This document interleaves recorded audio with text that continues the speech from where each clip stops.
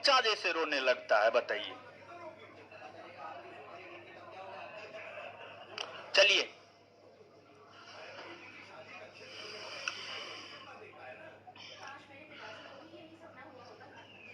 आ जाते हैं सरस्वती पूजा छुट्टी के बाद जो है मेरा पहला क्लास है।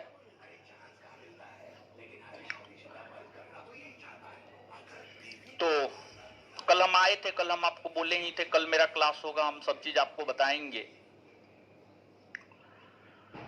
आपको कुछ जानकारी यहां पर हम दे देते हैं। जो भी जानकारी है दे रहे हैं, ध्यान से सुनिएगा। और सभी जानकारी देने से पहले जो है एक बात हम आपको बता देते हैं कि पहले भी हम अनाउंसमेंट किए हैं और सब बैच में कि बिहार दरोगा बैच को लेकर और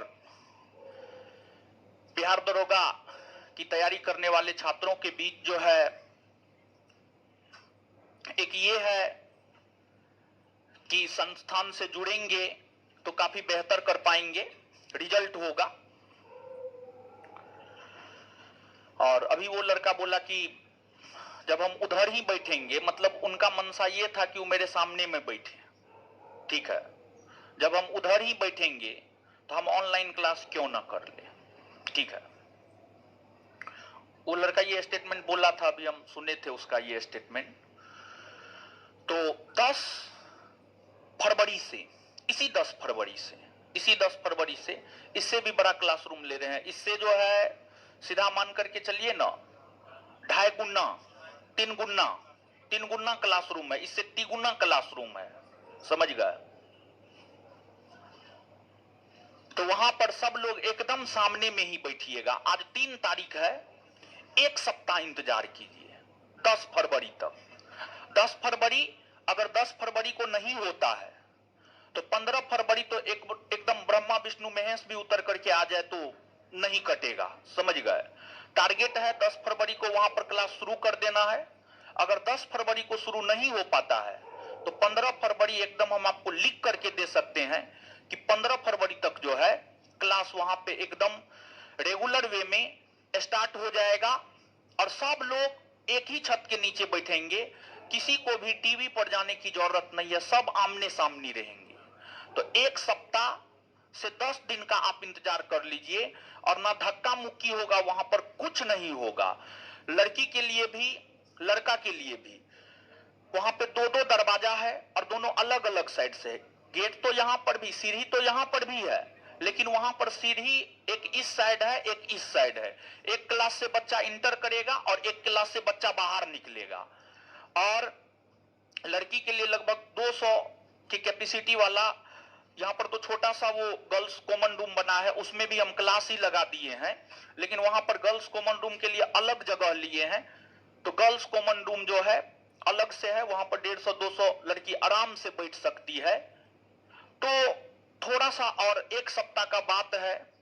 अब एक सप्ताह में आप किसी भी प्रकार का कोई नॉनसेंस नहीं करेंगे, कोई घटना नहीं करेंगे।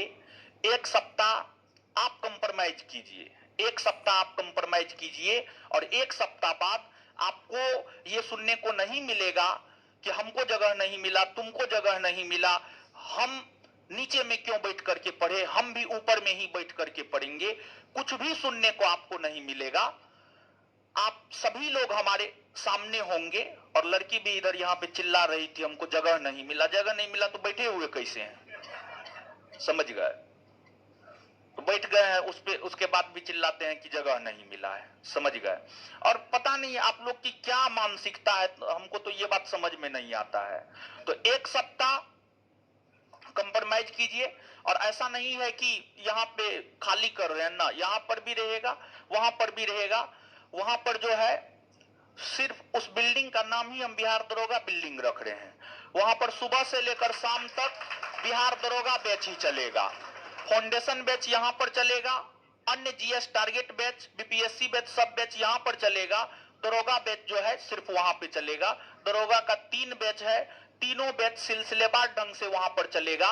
यहां तक एक सप्ताह तक जो है आपको 1.5 से 2 घंटा का क्लास होगा। जब वहां पर क्लास शिफ्ट हो जाएगा तो 3 घंटा का क्लास हम शुरू कर देंगे। आपका 3 घंटा का क्लास शुरू कर देंगे। तो आप, ऐसा नहीं है कि हम आपको व्यवस्था देना नहीं चाहते हैं, हम भी आपको व्यवस्था देना चाहते हैं। जब तक आप बैठेंगे नहीं तब तक आप चीजों को गेन कर नहीं पाएंगे, इतना बात हम समझते हैं। तो थोड़ा सा बेहतर व्यवस्था के लिए जो है थोड़ा सा इंतजार आप कीजिए। 1 सप्ताह का बात है, 1 सप्ताह तक आप लोग थोड़ा सा शांति बना करके रखिए और 1 सप्ताह के बाद जो है आपको हर चीज मिलेगा। समझ गए? 1 सप्ताह के बाद, तो 1 सप्ताह तक जो है शांति बना करके रखिए। चलिए अब आ जाते हैं पढ़ने लिखने की बात हम लोग करते हैं। जो मूल चीज है पढ़ाई लिखाई, उसकी बात हम लोग करते हैं। सबसे पहला क्वेश्चन, जो नए विद्यार्थी हैं एकदम, जिनका पहला क्लास है, बहुत सारे लोग ऐसे हैं जो नए विद्यार्थी हैं जिनका पहला क्लास है। जिनका भी पहला क्लास है, आप मेरे साथ पढ़ेंगे, आप मेरे साथ जुड़ेंगे, आपको हमारे विषय में जानकारी मिल जाएगा। हम क्या है इससे कोई मतलब नहीं है, लेकिन जहां तक परीक्षा का सवाल है, परीक्षा आपका कैसे निकलेगा ये अपने आप में एक बड़ा सवाल है। और इसी सवाल के सॉल्यूशन को लेकर के आप हमारे पास आए हैं और इसी सवाल का जवाब हम आपको देंगे।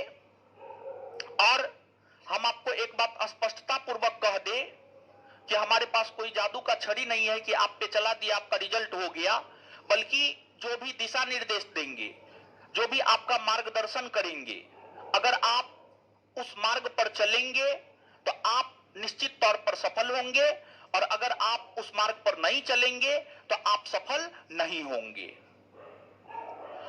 तो आपको करना क्या क्या है ताकि आपका रिजल्ट हो जाए? आपको करना क्या क्या है ताकि आपका रिजल्ट हो जाए? संस्थान आपके लिए क्या क्या करता है और टोटल आपको क्या करना है, 2-3 मिनट में इन बातों को हम बताते हैं। सबसे पहली बात, क्लास में हमारे द्वारा, बिट्टू झा सर के द्वारा जो भी पढ़ाया जाता है उसको कंठस्थ करना है। मतलब हम लोग आपको स्टडी मटेरियल से पढ़ाते हैं। संस्थान का अपना स्टडी मटेरियल है, संस्थान का अपना स्टडी मटेरियल है, और संस्थान का जो स्टडी मटेरियल है उसी स्टडी मटेरियल से जो है हम लोग पढ़ाते हैं। जैसा कि आपके बैच में केमिस्ट्री की शुरुआत हुई है, कल अगर आप क्लास किए होंगे तो कल बिट्टू झा सर आपको केमिस्ट्री पढ़ाए होंगे। क्लासिफिकेशन ऑफ मैटर पहला चैप्टर होता है केमिस्ट्री का, क्लासिफिकेशन ऑफ मैटर, वो चैप्टर आपको पढ़ाना शुरू कर दिए होंगे। आपको केमिस्ट्री का पुराना नोट है संस्थान का, केमिस्ट्री का पुराना नोट आपको नहीं लेना है, नया अपडेट हो रहा है, चैप्टर वाइज हम लोग अपडेट कर रहे हैं, तो आप चैप्टर वाइज नोट ही केमिस्ट्री का लेंगे, पुराना फुल नोट आप नहीं लेंगे। ऑनलाइन ऑफलाइन सभी लोगों को यह दिशा निर्देश है।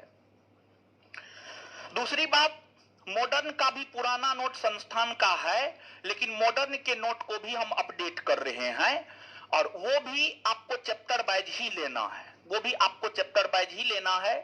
संस्थान के टेलीग्राम चैनल पर मॉडर्न इंडिया हिस्ट्री का पहला चैप्टर का नोट हम डाल दिए हैं और केमिस्ट्री का भी नोट हम डाल दिए हैं संस्थान के टेलीग्राम चैनल पर। संस्थान के टेलीग्राम चैनल पर हम डाल दिए हैं। संस्थान का जो टेलीग्राम चैनल का नाम है ज्ञान बिंदु जीएस एकेडमी पटना। ज्ञान बिंदु GS academy Patna 80,000 plus member होगा। यहां पर हम केमिस्ट्री के 2 चैप्टर का नोट डाले हुए हैं और मॉडर्न इंडिया हिस्ट्री के 1 चैप्टर का नोट डाले हुए हैं। तो फिर से अभी तुरंत हम केमिस्ट्री और मॉडर्न इंडिया हिस्ट्री, केमिस्ट्री का 2 चैप्टर और मॉडर्न इंडिया हिस्ट्री का 3 चैप्टर हम डाल रहे हैं अभी तुरंत। समझ गए?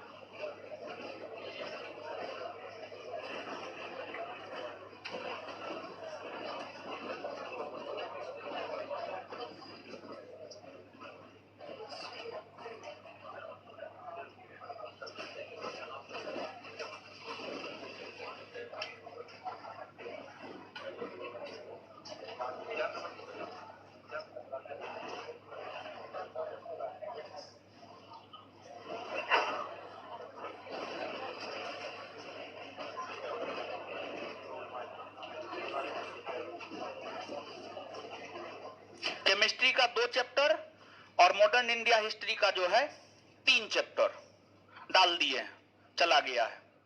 ठीक है, डाल दिए हैं, चला गया है। आप लोग फोटोस्टेट के दुकान से इसको निकाल लीजिएगा और चैप्टर वाइज ही नोट हम आपको डालते रहेंगे, टेलीग्राम चैनल पर डालते रहेंगे, आप अपना निकालते रहिएगा। समझ गए? तो बिट्टू सर जो है आपको केमिस्ट्री शुरू कर दिए हैं और हम आपके बैच में जो है आज से मॉडर्न इंडिया हिस्ट्री, आधुनिक भारतीय इतिहास शुरू कर रहे हैं। आधुनिक भारतीय इतिहास शुरू कर रहे हैं, इसी स्टडी मटेरियल से आपको पढ़ना है। तो पहला चीज, स्टडी मटेरियल पे अपना पूरा पकड़ बनाना है। इसके बाद क्लास के साथ साथ जो है आपको हम होमवर्क देते हैं। क्लास के साथ साथ आपको हम होमवर्क देते हैं। होमवर्क कहां से देते हैं? तो क्लास के साथ साथ होमवर्क की अगर हम बात करें तो होमवर्क जो है आपको घटना चक्र से देते हैं। होमवर्क घटना चक्र से देते हैं। घटना चक्र जो पीसीएस श्रेणी में टोटल 8 बुक आता है, वही 8 बुक से जो है हिस्ट्री, पॉलिटी, ज्योग्राफी से हम आपको होमवर्क देते हैं। तो दूसरा काम आपका ये होना चाहिए कि आपको ये करना है। फिर तीसरा काम अगर हम देखें तो आपका तीसरा काम क्या होना चाहिए? तो संस्थान में डेली टेस्ट सीरीज चलता है, सोमवार से शुक्रवार 50 क्वेश्चन का डिस्कशन करवाते हैं। उसका क्वेश्चन आंसर और डिस्कशन का पीडीएफ टेलीग्राम चैनल पर प्रत्येक दिन टेस्ट होने के बाद, डिस्कशन लिखाने के बाद, जैसे सोमवार को टेस्ट हुआ तो उसका मंगलवार को देते हैं, मंगलवार का टेस्ट हुआ तो उसका बुधवार को देते हैं। तो संस्थान में जो डेली टेस्ट सीरीज होता है, उस डेली टेस्ट सीरीज के क्वेश्चन आंसर डिस्कशन को आपको याद करना है। इसके अलावे चौथा चीज, प्रत्येक सप्ताह शनिवार को एक फुल लेंथ टेस्ट होता है। प्रत्येक सप्ताह शनिवार को फुल लेंथ टेस्ट होता है। टेस्ट के साथ साथ डिस्कशन भी उसका देते हैं। तो सैटरडे को जो टेस्ट होता है फुल लेंथ, ये फुल लेंथ टेस्ट पूर्णतः बिहार दरोगा परीक्षा पर आधारित टेस्ट है और इस टेस्ट में उसी प्रकार से क्वेश्चन सेट करते हैं जिस प्रकार से आपके बिहार दरोगा परीक्षा में क्वेश्चन आने की संभावना है। तो आपको इसको भी करना है और फिलहाल ये 4 चीज आपको करना है। और जब नया क्लासरूम में 1 सप्ताह के बाद क्लास चल जाएगा तो आपका क्लास जो 10 बजे हम बोले हैं, लेकिन क्लास शुरू होता है 10:30 बजे। आपको 10 बजे नहीं बल्कि 9 बजे आना है, या फिर 9 बजे ही आना है और 9 बजे से लेकर 12 बजे तक क्लास चलेगा। और उसमें जो है 2 से ढाई घंटा, 2 घंटा कम से कम क्लास होगा। अभी 1.5 घंटा का क्लास हो रहा है, 2 घंटा क्लास होगा और 1 घंटा जो है प्रत्येक दिन 100 क्वेश्चन का टेस्ट हम आपको मरवाएंगे। प्रत्येक दिन 100 क्वेश्चन का टेस्ट मरवाएंगे, ये हमारी योजना है। समझ गए? तो कुल मिलाकर के 45 मिनट उस टेस्ट में, अब बाद बाकी क्लास। समझ गए?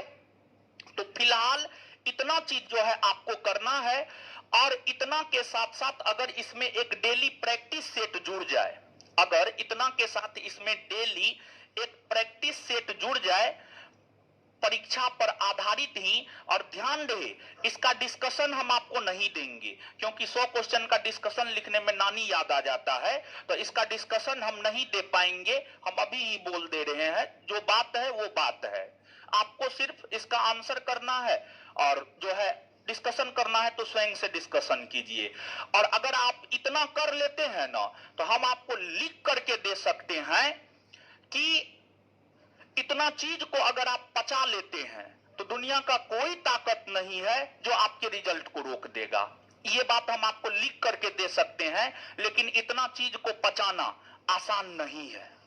इतना चीज को पचाना आसान नहीं है, लेकिन अगर आप पचाते हैं तो आपका रिजल्ट दुनिया का कोई ताकत नहीं रोकेगा। ये भी बात हम आपको एकदम 100% कॉन्फिडेंस के साथ कह सकते हैं।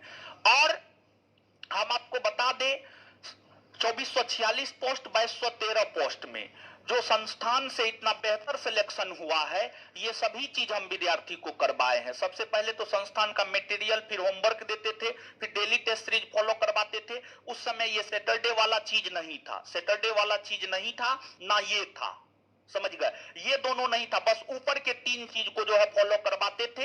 लेकिन अब कंपटीशन का लेवल थोड़ा पहले से ज्यादा हाई हो गया है, तो इसलिए अब थोड़ा सा और एक्स्ट्रा मेहनत करना होगा। तो एक्स्ट्रा मेहनत में जो है पहले की तुलना में अब एक्स्ट्रा मेहनत यहां पे करवा रहे हैं और यहां पे करवा रहे हैं।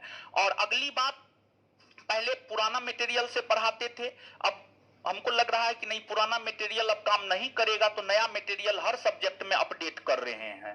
तो मटेरियल सब सोच समझ करके आप खरीदिएगा।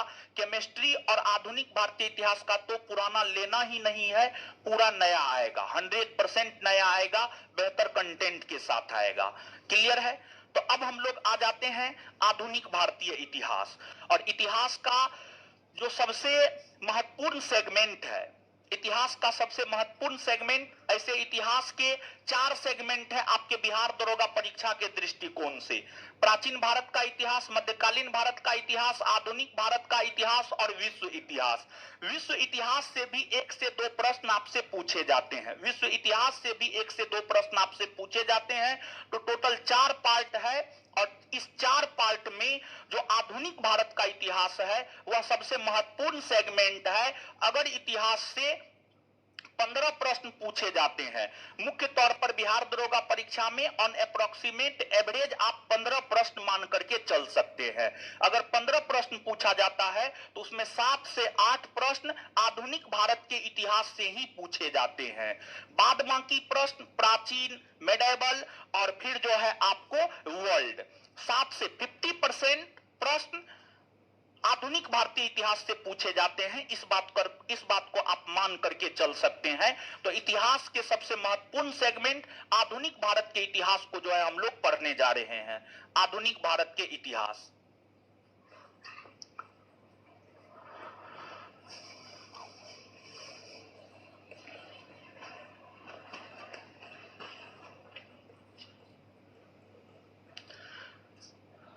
आधुनिक भारत के इतिहास को जो है हम लोग पढ़ने जा रहे हैं। अब आप चीजों को सुनिएगा। आधुनिक भारतीय इतिहास में हम क्या पढ़ते हैं? देखिए, आधुनिक भारतीय इतिहास में हम लोग मुख्य तौर पर, हमारा जो फोकस होता है वह मुख्य तौर पर अंग्रेजों पर होता है, अंग्रेजों पर, मुख्य तौर पर अंग्रेजों पर होता है। क्योंकि अंग्रेज 1600 ईस्वी में भारत आए, व्यापार किए, व्यापार करने के बाद भारत में जो राजनीतिक अस्थिरता का दौर पैदा हो गया था 1707 ईस्वी में औरंगजेब के निधन होने के बाद, उस राजनीतिक अस्थिरता का फायदा अंग्रेजों ने उठाया और अपने आप को भारत में राजनीतिक तौर पर स्थापित किया और फिर शासन प्रशासन करना शुरू किया। भारत को गुलाम बनाया और गुलाम बनाने के लिए तमाम प्रकार की नीतियों को क्रियान्वित अंग्रेजों ने किया। और अंग्रेजों की जो नीतियां थी वह शोषणकारी नीतियां थी। उस शोषणकारी नीतियों के कारण भारत के लोग अंग्रेज से नाराज हो गए और फिर अंग्रेजों के खिलाफ विद्रोह किए। कई सारे विद्रोह आपको मिल जाएंगे। आदिवासियों ने विद्रोह किया, आम नागरिकों ने विद्रोह किया, किसानों ने विद्रोह किया, सैनिकों ने विद्रोह किया। तमाम विद्रोह हुए। तमाम विद्रोह होने के बाद लोग जागरूक हुए।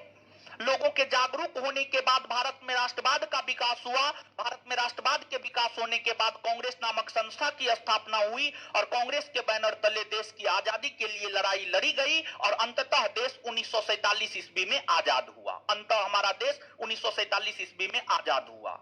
मतलब ये बात आपको स्पष्ट हो रहा होगा कि जो आधुनिक भारतीय इतिहास है, आधुनिक भारतीय इतिहास में केंद्र बिंदु में अंग्रेज होगा। आधुनिक भारतीय इतिहास में जो है केंद्र बिंदु में कौन होगा? आपको अंग्रेज होगा। अंग्रेज होगा। अब अंग्रेज किसे कहा जाता है? तो विश्व मानचित्र पर आप देखेंगे तो विश्व मानचित्र पर यहां पर आपको एक देश मिलेगा, यूनाइटेड किंगडम। एक देश मिलेगा आपको United kingdom. United kingdom UK, इसी को ब्रिटेन भी कहा जाता है, इसी को इंग्लैंड भी कहा जाता है। यहां के निवासी को ही अंग्रेज कहा जाता है। यहां के निवासी को ही अंग्रेज कहा जाता है। और मुट्ठी भर का देश था लेकिन दिमाग बहुत था उसके पास, और दिमाग के चलते छोटा सा देश, ये छोटा सा देश, और दिमाग के चलते देखिए अमेरिका पर कब्जा कर लिया, भारत पर कब्जा कर लिया, साउथ अफ्रीका पर कब्जा कर लिया, चाइना पर भी कुछ समय के लिए कब्जा किया था, म्यांमार पर कब्जा किया, ऑस्ट्रेलिया पर कब्जा किया। और देखिए ये छोटा सा देश विश्व के बड़े बड़े देशों पर कब्जा किया। छोटा सा देश विश्व के बड़े बड़े देशों पर कैसे कब्जा किया? तो अपने दिमाग से कब्जा किया, दिमाग से। तो अंग्रेज हमें क्या सीख देता है जानते हैं? अंग्रेज हमें यह सीख देता है कि हमें अपने कामों को अपने दिमाग से करना चाहिए। समझिए, अपने दिमाग से करना चाहिए। अब वही बच्चा, बताइए, बच्चा की तरह रोने लगा, हमको बड़ी बुरा लगा, समझ गए, हम उसकी बात को नहीं समझ पा रहे थे। तो रोने का तो कोई सवाल ही नहीं है, समझ गए। चलिए, तो आप लोग को भी हम ये बात बताना चाहते हैं कि थोड़ा सा सोचने वाला प्राणी बनिए, तार्किक बनिए, हवाबाजी में मत जाइए। समझिए, हवाबाजी में मत जाइए, एकदम तार्किक बनिए, चीजों को सोचिए। आप ग्रेजुएट हैं, ऐसा नहीं है कि आप मैट्रिक इंटर करके आए ना, आप ग्रेजुएट हैं। आप चीजों को सोचिए, आप मटेरियल को देखिए, तब डिसाइड कीजिए कि मटेरियल अच्छा है या नहीं है। अब इन्हें कोई कह दिया हाँ बहुत बढ़िया है, तो हम भी मान लिए कि बहुत बढ़िया है, फिर आप अलग नहीं हो पाएंगे, फिर आपको सफलता नहीं मिल पाएगा। तो तार्किक बनिए, सोचने वाला प्राणी बनिए। अगर आप जीवन में सफल होना चाहते हैं तो, अगर सफल नहीं होना चाहते हैं तो जैसे जीवन चल रहा है चलने दीजिए, क्या दिक्कत है। चलिए, तो मूल तौर पर आधुनिक भारतीय इतिहास में अंग्रेजों के आगमन से लेकर देश की आजादी तक की घटनाओं को पढ़ते हैं और इन घटनाओं को कहानी के तौर पर पढ़ेंगे, एकदम कहानी के तौर पर। इतिहास कहानी है। इतिहास जैसा कोई सब्जेक्ट है ही नहीं। सबसे बेहतरीन सब्जेक्ट इतिहास है। और कोई भी घटना हो, हर घटना किसी न किसी कालखंड में घटित हुई है। और अगर कोई घटना किसी कालखंड में घटित हुई है, किसी समय में घटित हुई है, तो वह इतिहास है। वह इतिहास है। और इतिहास को मदर ऑफ ऑल सब्जेक्ट कहा जाता है। हर सब्जेक्ट की उत्पत्ति इतिहास से हुई है। सभी सब्जेक्ट की उत्पत्ति इतिहास से हुई है। इतिहास को मदर ऑफ ऑल सब्जेक्ट कहा जाता है। और परीक्षा के लिहाज से तो महत्वपूर्ण है ही, जीवन के लिहाज से भी महत्वपूर्ण है, जीवन जीने के लिहाज से भी महत्वपूर्ण है। क्योंकि जो इतिहास है, इतिहास हम क्यों पढ़ते हैं? आप इतिहास पढ़ना शुरू किए हैं तो आपको अपने आप से सवाल करना चाहिए कि आखिरकार इतिहास हम पढ़ते क्यों हैं? इतिहास पढ़ते क्यों है? सबसे पहला सवाल इतिहास पढ़ने से पहले आपको स्वयं से यही करना चाहिए। और इतिहास की हम बात करें तो इतिहास हम इसलिए पढ़ते हैं, उस प्रश्न का उत्तर अब दे रहे हैं। इतिहास हम लोग इसलिए पढ़ते हैं क्योंकि जो इतिहास है वह हमें अपने पूर्वजों के विषय में बताता है। इतिहास हमें अपने पूर्वजों के विषय में बताता है कि हमारे पूर्वज कौन थे, किन परिस्थितियों में उन्होंने क्या किया, क्या डिसीजन लिया, क्या डिसीजन नहीं लिया, और उस डिसीजन के आधार पर हम लोग अपने पूर्वजों का मूल्यांकन करते हैं। और मूल्यांकन करके हम लोग पाते हैं कि हमारे फल्ला पूर्वज ने चिल्ला अच्छा काम किया, हमारे ढेकना पूर्वज ने फेंकना अच्छा काम किया। मतलब कहने का मतलब आप समझिएगा, जैसे कि महान मौर्य सम्राट अशोक हमारे पूर्वज हैं। अशोक ने क्या किया कि वो सफल शासक में गिनती में आते हैं। फिर आपको बिंदुसार, वो भी हमारे पूर्वज माने जाएंगे। बिंदुसार ने ऐसा क्या किया कि उनको हम लोग सफल शासक में नहीं गिनते हैं, सफल शासक में नहीं गिनते हैं। तो उनकी नीतियों को पढ़कर उनका मूल्यांकन करके हम लोग डिसाइड कर पाते हैं कि कौन लोग सफल रहे हैं, कौन लोग असफल रहे हैं। और हर इंसान, हम हो, आप हो, या दुनिया का कोई भी इंसान हो, XYZ, हर कोई अपने जीवन में सफल होना चाहता है।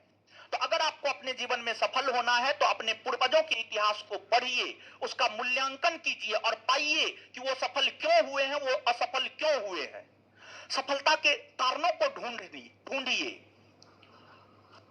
और फिर उस नीति पर चलिए, और उस नीति पर चल करके आप भी सफल हो सकते हैं। अगर आपके पूर्वज किसी नीति पर चलकर सफल हुआ है तो आप भी उस नीति पर चल करके सफल हो सकते हैं। तो अगर आपको अपने जीवन में सफल होना है तो आपको इतिहास पढ़ना ही होगा, और बिना इतिहास पढ़े। और एक बात देखिए, ध्यान में रखिएगा, कभी भी इस उद्देश्य से नहीं पढ़िए कि हमको नौकरी लेना है ना, बल्कि इस उद्देश्य से पढ़िए कि हमको एक अच्छा मानव बनना है। समझिएगा, हमको एक अच्छा मानव बनना है। और अगर आप इस उद्देश्य से पढ़िएगा ना तो चीजों को आप अच्छे से ज्ञान कर पाइएगा। और इस उद्देश्य से पढ़िएगा कि हमको नौकरी लेना है तो फिर चीजों को आप अच्छे से ज्ञान नहीं कर पाइएगा। इसके पीछे भी कारण है, लॉजिक है। वो लॉजिक अभी हम देने वाले आपको है नहीं। एक ही क्लास में सब चीज दे देंगे तो बाद बाकी क्लास में क्या बोलेंगे, समझ गए। तो ये चीज बताएंगे हम आगे चल करके आपको।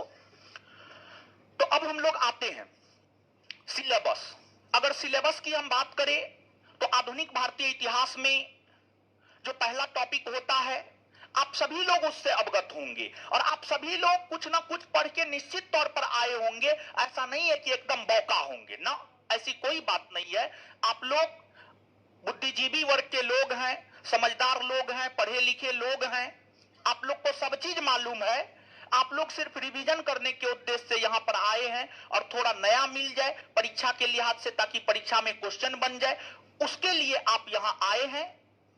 तो हम लोगों का जो पहला चैप्टर होता है, हम लोगों का पहला चैप्टर होता है भारत में यूरोपीय कंपनियों का आगमन। भारत में यूरोपीय कंपनियों का आगमन है। क्या हुआ जी?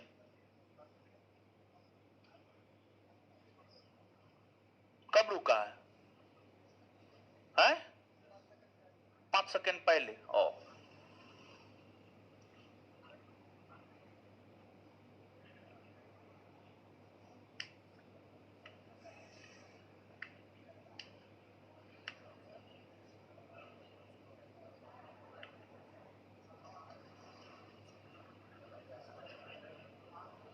बात कीजिए लो उससे, दिपिन से बात कीजिए, पूछिए नेट कट गया है।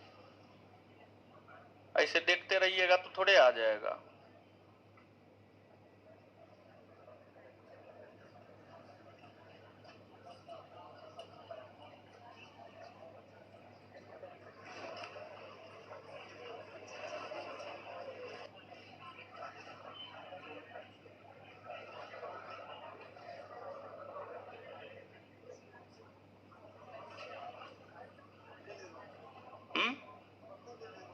क्या नहीं लेगा?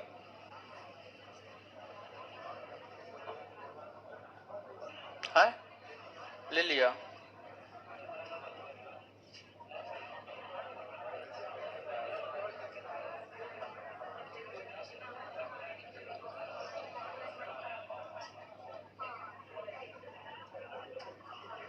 चलिए आ जाइए, आ जाइए, आ जाइए।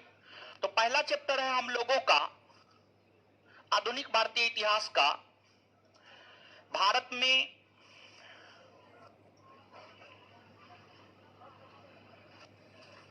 पहला चैप्टर है हम लोगों का भारत में यूरोपीय कंपनियों का आगमन। यूरोपीय कंपनियों का आगमन। भारत में यूरोपीय कंपनियों का आगमन, ठीक है। इस चैप्टर को हम लोग जो है पढ़ेंगे, और नेटवर्क कट गया था, फिर से नेटवर्क आ गया है, अब सही है।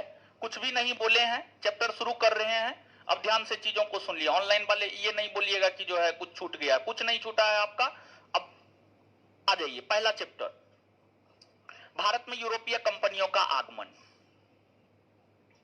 ये हम लोगों का आधुनिक भारतीय इतिहास का पहला चैप्टर है। कुछ लोगों के पास नोट होगा और कुछ लोगों के पास नोट नहीं होगा। नोट नहीं होगा कोई दिक्कत नहीं है, चीजों को ध्यान से सुनिए। यहां पर हम लोग जिन चीजों को पढ़ने जा रहे हैं, सबसे पहले पुर्तगाली ईस्ट इंडिया कंपनी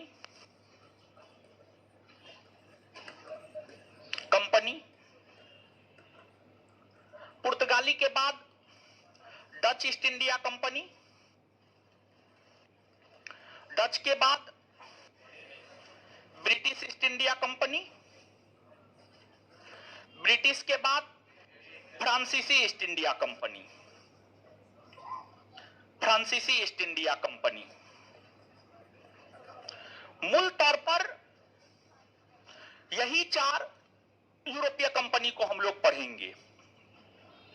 ऐसे तो आने के लिए डेनिश भी आया, स्वीडिश भी आया, लेकिन उन कंपनियों का बहुत ज्यादा महत्व नहीं है, क्योंकि वो कंपनियां भारत में सफल नहीं हो पाई थी।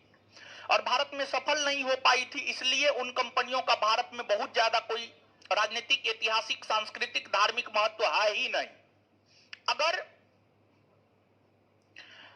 इन कंपनियों को देखें तो इन कंपनियों में जिस कंपनी का सबसे ज्यादा राजनीतिक और ऐतिहासिक महत्व है वह ब्रिटिश ईस्ट इंडिया कंपनी है। वह ब्रिटिश ईस्ट इंडिया कंपनी है, तो हम लोगों का ज्यादा फोकस रहेगा ब्रिटिश ईस्ट इंडिया कंपनी पर, क्योंकि सबसे ज्यादातर केस में प्रश्न आने की संभावना यहीं से होती है, और बाद बाकी कंपनी को भी हम लोग समझेंगे।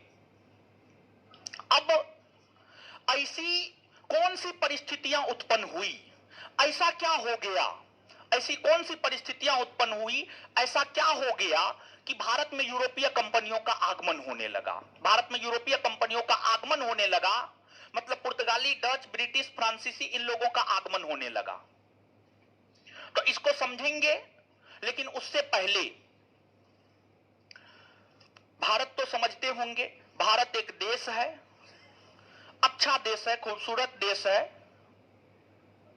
एक से बढ़कर एक राजा हुए, एक से बढ़कर एक लुटेरा ने भारत को लूटने का काम किया, लेकिन फिर भी भारत अडिग रहा, अटल रहा, और अभी विश्व की 5वीं सबसे बड़ी अर्थव्यवस्था बनी हुई है। और अभी पूरे विश्व के भीतर सबसे तेजी से ग्रो करने वाली अर्थव्यवस्था हमारी अर्थव्यवस्था है, भारत की अर्थव्यवस्था है। ये कोई भारत सरकार नहीं कह रहा है, बल्कि ये आईएमएफ की रिपोर्ट कह रही है। इंटरनेशनल मॉनेटरी फंड, अंतर्राष्ट्रीय मुद्रा कोष की रिपोर्ट ये बात को कह रही है। और आईएमएफ यहां तक आशंका जताई है कि आने वाले दिनों में अमेरिका, रशिया जैसे देशों में मंदी का दौर आएगा, लेकिन भारत में कुछ नहीं होगा। भारत में कुछ नहीं होगा। जिस प्रकार से 2008 में मंदी आया था, लेकिन भारत अप्रभावित रहा।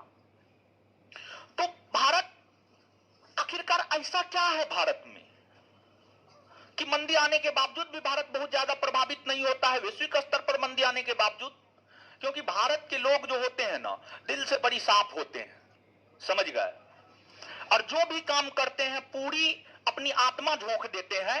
इसलिए कितनी भी दुर्दशा होने के बावजूद भी भारत आज एक शक्तिशाली देश के रूप में उभर कर सामने आया है।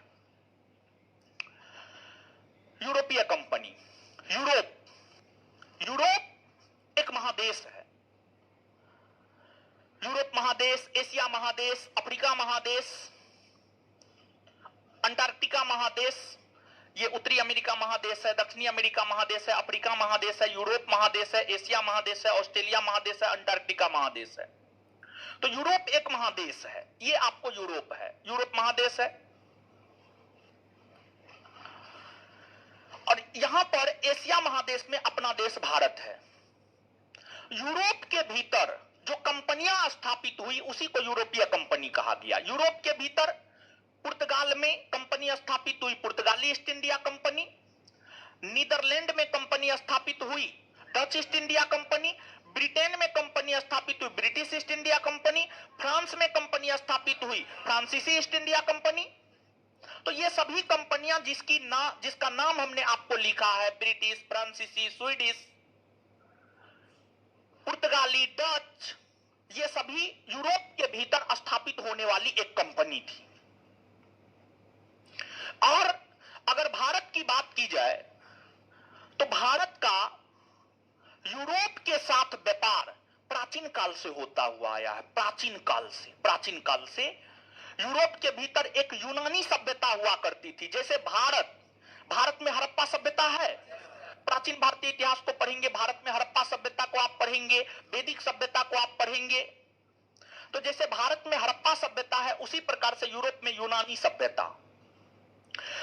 सभ्यता से ही यूरोप और भारत के बीच व्यापार होने लगे थे। यूनानी सभ्यता से ही यूरोप और भारत के बीच जो है आपको व्यापार होने लगे थे। यूरोप और भारत के बीच व्यापार होने लगे थे। तो भारत और यूरोप का व्यापार ऐसा नहीं है कि आधुनिक काल में स्थापित हुआ, ना, इस प्रकार की कहीं कोई बात नहीं है।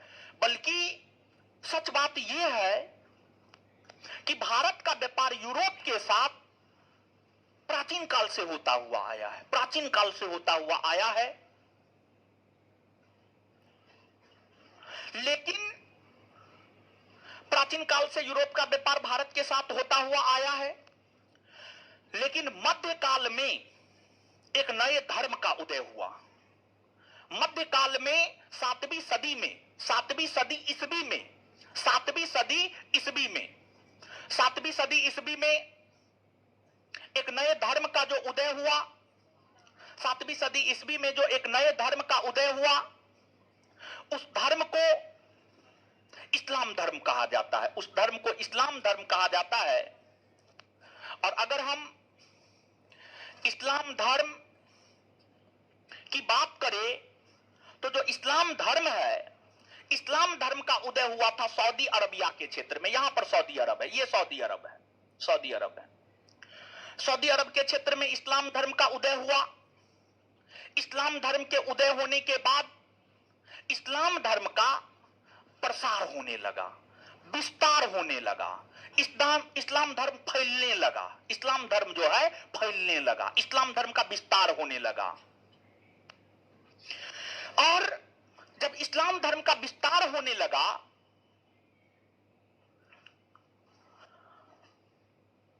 तो यहां पर हर क्षेत्र में विस्तारित इस्लाम धर्म ने अपने आप को किया। सामाजिक तौर पर, राजनीतिक तौर पर, आर्थिक तौर पर, सांस्कृतिक तौर पर। अब इस्लाम धर्म का उदय हुआ तो उसकी संस्कृति का भी विकास होगा, उसके व्यापार का भी विकास होगा, हर चीज का विकास होगा। और जब इस्लाम धर्म अपने आप को सऊदी अरब से बाहर कर रही है, सऊदी अरब से अन्य क्षेत्रों में भी फैला रही है, तो स्वाभाविक सी बात है कि इस्लामी व्यापार, इस्लामी संस्कृति का विकास भी उन क्षेत्रों में हो जाता होगा जहां पर इस्लाम धर्म जाता होगा, जहां पर इस्लाम धर्म जाता होगा। तो यूरोप और भारत के बीच जो व्यापार होता था, इस व्यापार में मध्यस्थता आज के संदर्भ में तुर्की किया करता था। आज के संदर्भ में तुर्की, यहां पर तुर्की है, यहां पर तुर्की है। तुर्की यूरोप और भारत के बीच होने वाले व्यापार में मध्यस्थता किया करता था। तुर्की यूरोप और भारत के बीच होने वाले व्यापार में मध्यस्थता करता था। मतलब यूरोप के व्यापारी तुर्की होते हुए भारत आते थे और भारत से व्यापार करके फिर तुर्की होते हुए जो है वापस अपने देश चले जाते थे। हुआ ये कि 1453 ईस्वी में, बात है 1453 ईस्वी की। 1453 ईस्वी में तुर्की के क्षेत्र में एक बर्जेंटाइन साम्राज्य हुआ करता था, अस्तित्व में बर्जेंटाइन साम्राज्य। बर्जेंटाइन साम्राज्य, तुर्की में एक साम्राज्य का शासन हुआ करता था जिसे हम लोग बर्जेंटाइन साम्राज्य, बर्जेंटाइन साम्राज्य कहते थे, बर्जेंटाइन साम्राज्य कहते थे। और इस बर्जेंटाइन साम्राज्य की राजधानी कुस्तुनतुनिया हुआ करती थी। बर्जेंटाइन साम्राज्य की राजधानी कहां? कुस्तुनतुनिया, कुस्तुनतुनिया, कुस्तुनतुनिया हुआ करती थी। बर्जेंटाइन साम्राज्य की राजधानी कुस्तुनतुनिया हुआ करती थी। तो अब 1453 ईस्वी में हुआ ये कि अरबी मुसलमानों ने, सऊदी अरब, ये अरब प्रायद्वीप भी है, अरबी मुसलमानों ने इस बर्जेंटाइन साम्राज्य पर अधिकार कर लिया, इस बर्जेंटाइन साम्राज्य पर अधिकार कर लिया। और जब अरबी मुसलमानों ने इस बर्जेंटाइन साम्राज्य पर अधिकार कर लिया, तब जाकर के कुस्तुनतुनिया का पतन हो गया, कुस्तुनतुनिया का पतन हो गया। और कुस्तुनतुनिया के पतन होने के बाद तथा अरबी मुसलमानों के तुर्की जैसे क्षेत्रों पर आधिपत्य स्थापित करने के बाद अब यूरोप के व्यापारी जो यूरोप से व्यापार करने के लिए भारत जाना चाहते थे, अब उन्हें अरबी मुसलमानों को टैक्स देना होता। तो यूरोप के व्यापारियों ने यह सोचा कि हम अरबी मुसलमानों को टैक्स नहीं देंगे। अरबी मुसलमानों को हम टैक्स क्यों दें? तो टैक्स नहीं देने के कारण यूरोप के व्यापारियों ने अपने राजा को कहा कि भारत तथा पूर्वी एशियाई देशों में जाने के लिए हमें एक नए मार्ग की खोज करनी है। तो आप हमारे राजा हैं, आप हमारा इसमें साथ दीजिए। और फिर व्यापारियों के आग्रह पर यूरोप के राजाओं ने भारत तथा पूर्वी एशियाई देशों में प्रवेश को लेकर नए मार्ग की खोज करना शुरू कर दिया। हम क्या बोले हैं एक बार समझिएगा, फिर से लाइन बाय लाइन बोल रहे हैं। देखिए, सबसे पहली बात कि भारत में यूरोपीय कंपनी का आगमन क्यों हुआ? भारत में यूरोपीय कंपनियों का आगमन इसलिए हुआ क्योंकि भारत की वस्तु का मांग यूरोप के बाजार में काफी अधिक था। फिर से सुनिएगा, भारत में यूरोपीय कंपनी का आगमन क्यों हुआ? भारत में यूरोपीय कंपनियों का आगमन इसलिए हुआ क्योंकि यूरोप के बाजार में भारतीय वस्तु की मांग काफी अधिक थी। इसलिए भारत में यूरोपीय कंपनियों का आगमन हुआ। अब दूसरा प्रश्न, क्या प्राचीन काल में भारत और यूरोप के बीच व्यापारिक संबंध थे या नहीं थे? इस प्रश्न का सीधा सा उत्तर है कि प्राचीन काल में भी भारत का यूरोप के साथ व्यापारिक संबंध स्थापित था। ठीक है। तीसरा प्रश्न कि भारत और यूरोप के बीच व्यापार में मध्यस्थता कौन करता था? तो भारत और यूरोप के बीच व्यापार में मध्यस्थता तुर्की करता था। कौन करता था? तुर्की। चौथा प्रश्न, इस्लाम धर्म का उदय किस सदी में हुई है? 7वीं सदी। इस्लाम धर्म की उत्पत्ति कब हुई है? 7वीं सदी। और कहां हुआ है? अरब प्रायद्वीप में। इस्लाम धर्म का उदय कहां हुआ? अरब प्रायद्वीप। विश्व का सबसे बड़ा प्रायद्वीप अरब प्रायद्वीप में हुआ है। और इस्लाम धर्म के उदय अरब प्रायद्वीप में होने के बाद मुसलमानों ने या इस्लाम धर्म ने अपने आप को विस्तारित किया या नहीं किया? किया ना। और 1453 ईस्वी में अरबी मुसलमानों ने किस साम्राज्य पर अपना आधिपत्य स्थापित कर लिया? बर्जेंटाइन। और इस साम्राज्य की राजधानी कहां थी? कुस्तुनतुनिया। और बर्जेंटाइन साम्राज्य तुर्की में ही था। बर्जेंटाइन साम्राज्य कहां था? बर्जेंटाइन साम्राज्य कहां था? और इस साम्राज्य की राजधानी कहां थी? तो बर्जेंटाइन साम्राज्य का पतन कर दिया और यहां पर अरबी मुसलमानों ने अपने शासन की स्थापना कर ली। अब अगर अरबी मुसलमानों ने काफी मशक्कत के बाद, काफी मेहनत के बाद, काफी प्रयास के बाद बर्जेंटाइन साम्राज्य पर अपना आधिपत्य जमाया, और जब बर्जेंटाइन साम्राज्य पर अपना आधिपत्य जमाया, कहने के लिए तो एक लाइन में कह दिए कि अपना आधिपत्य कर लिया, लेकिन इतना आसानी से हो गया होगा ना? कभी नहीं। जैसे आप सफल हो जाइएगा, हम कह दिए, तो क्या आप सफल हो गए? ना, ऐसी कोई बात नहीं है। उसके लिए काफी अधिक मशक्कत करना पड़ेगा, काफी अधिक मेहनत करना पड़ेगा आपको, तब जाकर के आप सफल होंगे। तो अरबी मुसलमानों का यहां पर अधिकार हो गया। अब यहां पर अधिकार हो गया तो अब यहां यूरोप से कोई व्यापारी जाएंगे तो स्वाभाविक सी बात है, वो कहेगा ना कि आप हमारे साम्राज्य से होकर जा रहे हैं तो आप हमको टैक्स दीजिए। कोई भी कहेगा हाँ या ना? हाँ ना? हाँ। और यूरोप के लोगों के विषय में एकदम दिमाग में रख लीजिए कि लेना जानता था, देना नहीं जानता था। मतलब वो टैक्स किसी को नहीं दे सकता था, किसी से टैक्स ले सकता था लेकिन दे नहीं सकता था। तो दिमाग का बड़ी तेज था, समझ गए?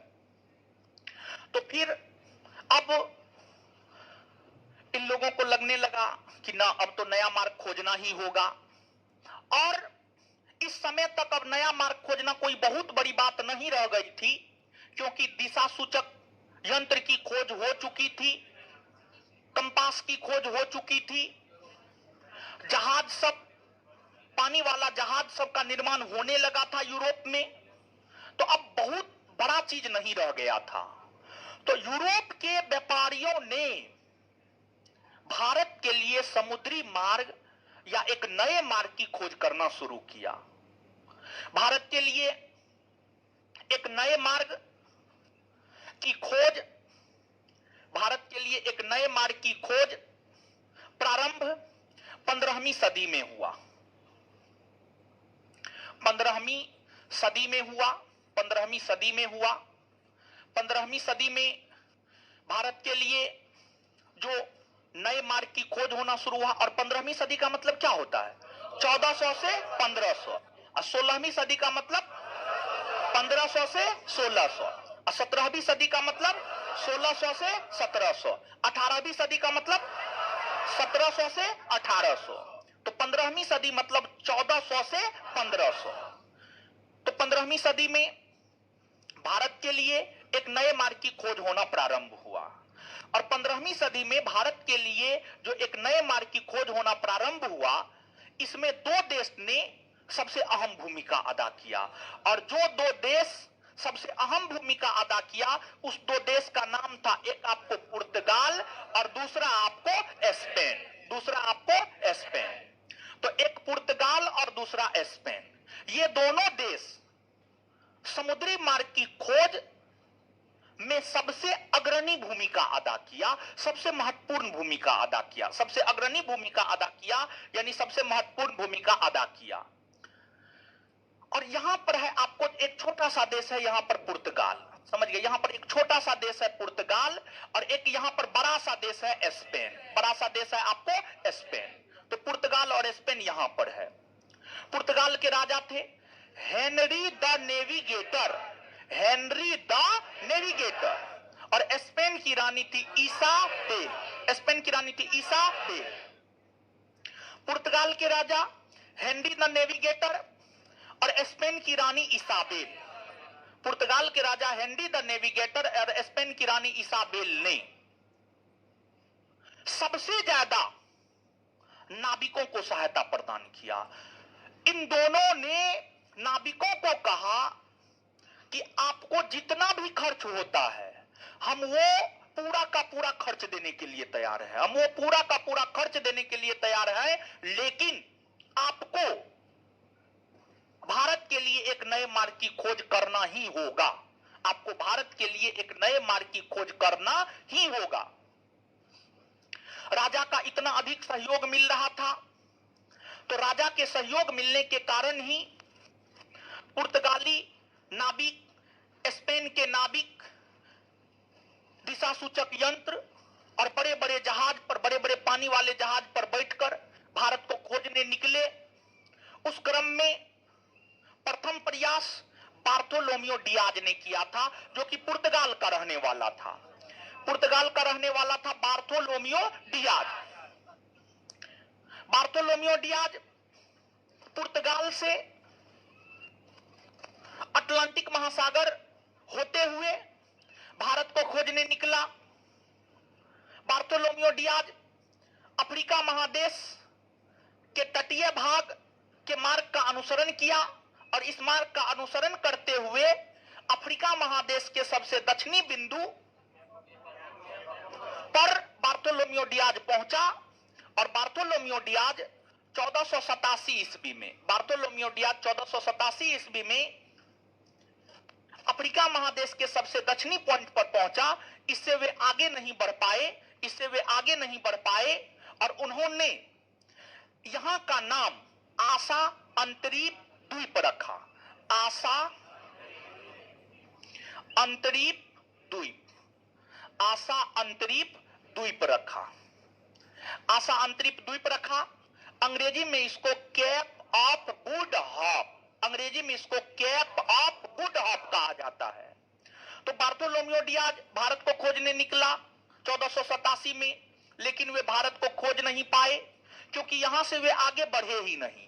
यहां से अगर वो आगे बढ़ जाते और हिंद महासागर में प्रवेश कर जाते, तो फिर हो सकता था कि वे भारत के लिए समुद्री मार्ग की खोज कर देते, लेकिन ऐसा हो नहीं पाया।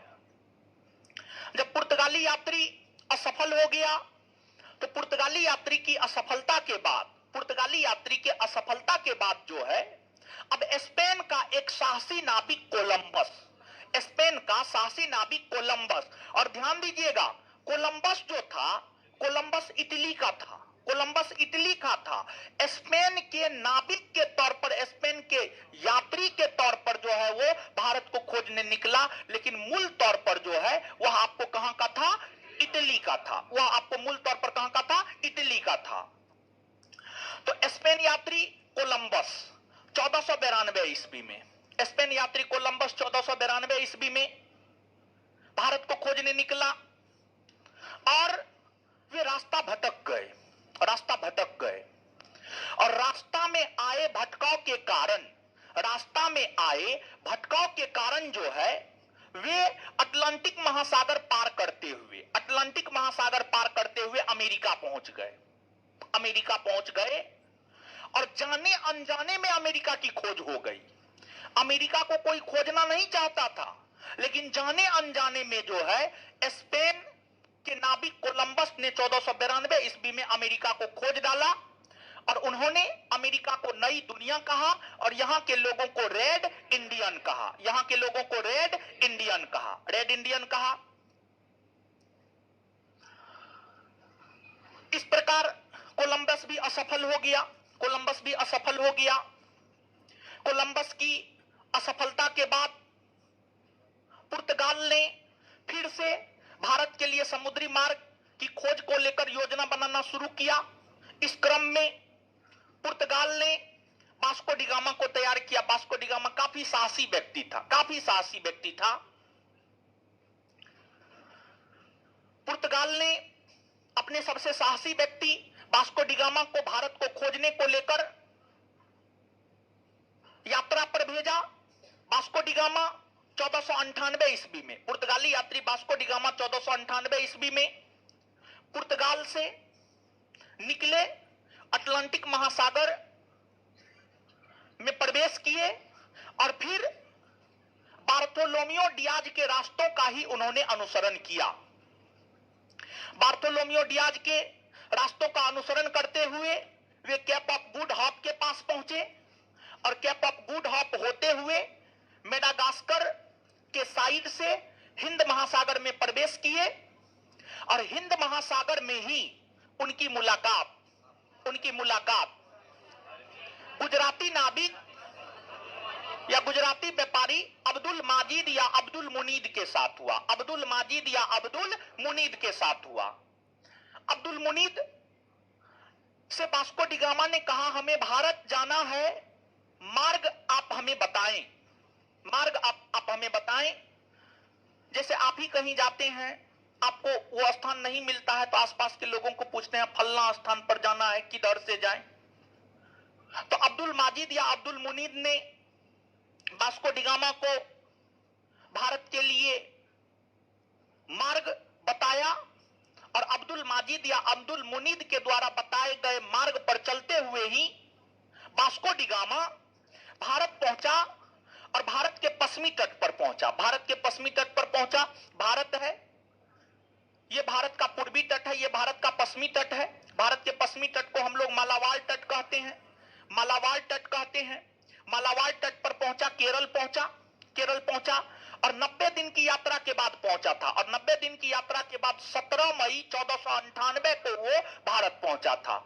17 मई 1498। और ध्यान रहे, कुछ स्रोत 20 मई 1498 भी लिखता है, कुछ स्रोत 20 मई 1498 भी लिखता है, लेकिन जो बता रहे हैं उसको आप सही मान करके चलेंगे। ऑथेंटिक सोर्स से ये डाटा हम आपको बता रहे हैं। तो 17 मई 1498 को वास्को डी गामा भारत के पश्चिमी तट पर पहुंचा, मालाबार तट कहते हैं, केरल पहुंचा। उस समय केरल तथा पूरे भारतवर्ष में राजतंत्रात्मक शासन हुआ करता था। केरल तथा पूरे भारतवर्ष में राजतंत्रात्मक शासन हुआ करता था। तो केरल के जो राजा होते थे उनकी उपाधि थी जेमोरिन। जेमोरिन राजा का नाम नहीं था। जैसे मुगल साम्राज्य में राजा की उपाधि बादशाह, मराठा साम्राज्य में छत्रपति, विजयनगर साम्राज्य में राय, समझ गए, राय। उसी प्रकार से केरल के जो शासक होते थे उन्हें जेमोरिन कहा जाता था, जेमोरिन उपाधि थी। वास्को डी गामा जब केरल पहुंचा तो केरल के शासक जिनकी उपाधि जेमोरिन थी उन्होंने वास्को डी गामा का स्वागत किया, क्योंकि जो भारत है, भारत वसुदेव कुटुंबकम, मतलब पूरा विश्व एक परिवार है। इस तर्ज पर भारत की नीतियां रही है, शांति प्रिय नीतियां रही है। तो भारत के शासक जेमोरिन ने, केरल के शासक जेमोरिन ने वास्को डी गामा के आगमन का भव्य स्वागत किया। और जब जेमोरिन वास्को डी गामा का स्वागत कर रहा था तो इसका विरोध अरबी मूल के व्यापारियों ने किया। उस समय भारत में अरबी मुसलमानों का व्यापार हुआ करता था। और अरबी मुसलमानों के व्यापार का एकाधिकार था। मतलब उस समय यह था कि भारत में अरबी मुसलमान ही व्यापार करेंगे, दूसरा कोई नहीं करेगा। तो अरबी मुसलमान के व्यापारी ने या अरबी मुसलमानों ने वास्को डी गामा के भारत में स्वागत का विरोध किया, क्योंकि अरबी मुस्लिम व्यापारियों को लगने लगा कि अगर यूरोपीय आ गए भारत तो फिर हमारा व्यापारिक एकाधिकार समाप्त हो जाएगा, हमारा अधिकार समाप्त हो जाएगा। तो अरबी मुसलमान या अरबी व्यापारी अपने एकाधिकार को भारत में समाप्त नहीं करना चाहता था, इसलिए उन्होंने वास्को डी गामा के भारत आगमन और उनके स्वागत का विरोध किया। लेकिन इसके बावजूद जेमोरिन ने वास्को डी गामा को भारत में प्रश्रय दिया। वास्को डी गामा कई दिनों तक रुके और वास्को डी गामा ने फिर मन बनाया कि अब हमें वापस लौटना है। तो वास्को डी गामा जब भारत से वापस लौटने लगे थे तो केरल उस समय मसालों का प्रमुख उत्पादक राज्य हुआ करता था। तो वास्को डी गामा केरल से कुछ मसाला लेकर वापस पुर्तगाल के बाजार में गए और जब वास्को डी गामा केरल से कुछ मसाला लेकर वापस पुर्तगाल के बाजार में गए और उस मसाला को जब बेचा गया तो जितना में खरीदा गया था उसका 60 गुना अधिक मुनाफा उस मसाला को बेचने से प्राप्त हुआ। तो फिर यह बात जो है पूरे यूरोप के बाजार में आग की तरह फैल गई और फिर यूरोप के भीतर यूरोपीय कंपनियां स्थापित होना प्रारंभ हो गया। इसी क्रम में सबसे पहले 1498 ईस्वी में पुर्तगाली ईस्ट इंडिया कंपनी की स्थापना हुई और पुर्तगाली ईस्ट इंडिया कंपनी की स्थापना होने के बाद पुर्तगाली ईस्ट इंडिया कंपनी का भारत आगमन हो गया और पुर्तगाली भारत में व्यापार करने लगे और पुर्तगाली ने भारत में मसालों के व्यापार पर अपना एकाधिकार स्थापित कर लिया था। पुर्तगालियों ने मसालों के व्यापार पर भारत में अपना एकाधिकार स्थापित कर लिया था और उस मसालों के व्यापार में पुर्तगालियों को काफी ज्यादा मुनाफा प्राप्त हुआ और मसालों के व्यापार में जब पुर्तगालियों को काफी ज्यादा मुनाफा प्राप्त हुआ, पुर्तगाल काफी आगे बढ़ने लगा, पुर्तगाल काफी आगे बढ़ने लगा, तो फिर यूरोप के अन्य देश के भीतर अन्य यूरोपीय कंपनियों की स्थापना होना प्रारंभ हुआ। उसी क्रम में डच, स्वीडिश, फ्रांसीसी, ब्रिटिश सभी यूरोपीय कंपनियों की स्थापना हुई। यहां तक कुछ बात समझ में आया? और जो लोग सो रहे हैं, महाराज सोने आए हैं बस, और उधर मफलर बांध के सो रहे हैं। मफलर आप खोलिए तो खोलिए। अरे आप ही को बोल रहे हैं, आप उधर क्या देख रहे हैं? हाँ आप ही को बोल रहे हैं। हाँ इधर आप भी सो रहे थे, समझ गए? तो सोइए नहीं महाराज, बट क्या दिक्कत है?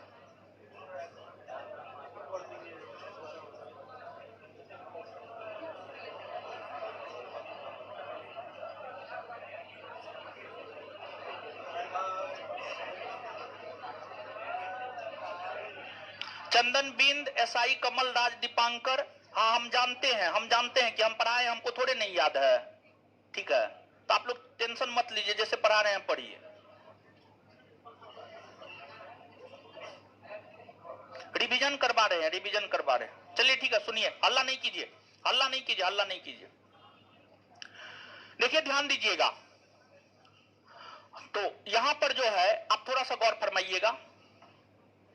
तो यहां पर